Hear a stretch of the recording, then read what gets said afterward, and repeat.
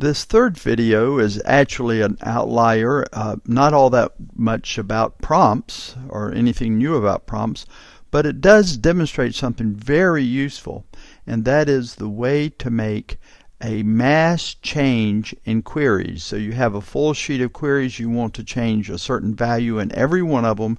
This shows you how. And this third video in our little mini series is looking at prompts, and we've created a business unit prompt, but we haven't linked it back to the cells, so we need to take care of that little housekeeping duty. And we also in this video, in this little lesson, want to let me show you how to make the name of the organization automatically appear based on the name in the business unit. So the value of that, of course, is if you have several business units and you're running this report on the different business units, you want the name of the business unit that you are running it against to appear. So those are our two little tasks today. So I've collected all of that. Now this is a new trick. I'm not opening one by one. I could open this one by one and go up here and point the business unit to the prompted business unit. Okay, I could do that very easily, but we're going to do a little, let me just show you something new. We will highlight all of them, and this is the way you do a mass change. It's a little bit interesting. Okay, so I'm going to right click on that and go and define criteria. Okay, and now we get a little bit of a different window than if I had just clicked on one. If I had just clicked on one, I could show you that and do right click, define criteria. I get our standard query window, but we're doing something different here. We will highlight a whole bunch and we'll right click and define criteria, and this is very slick.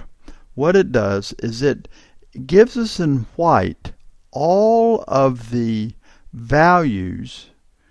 You can see that these two are white up here and the two bottom are pink.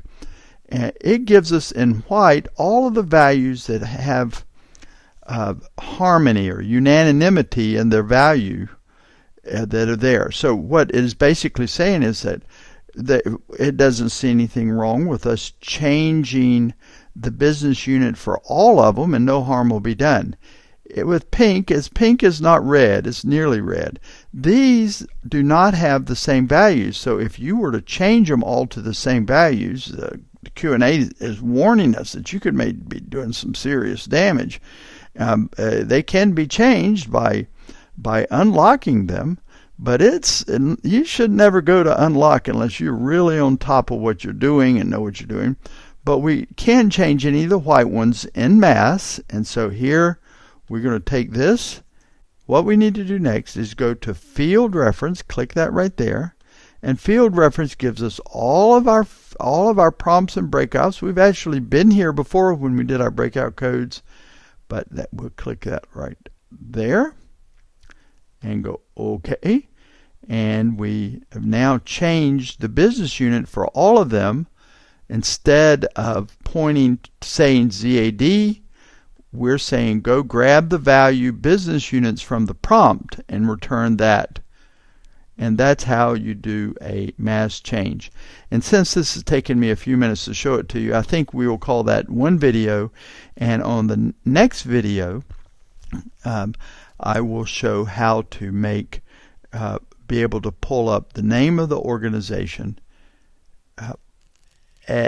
as a variable that changes every time you move the report to a different organization.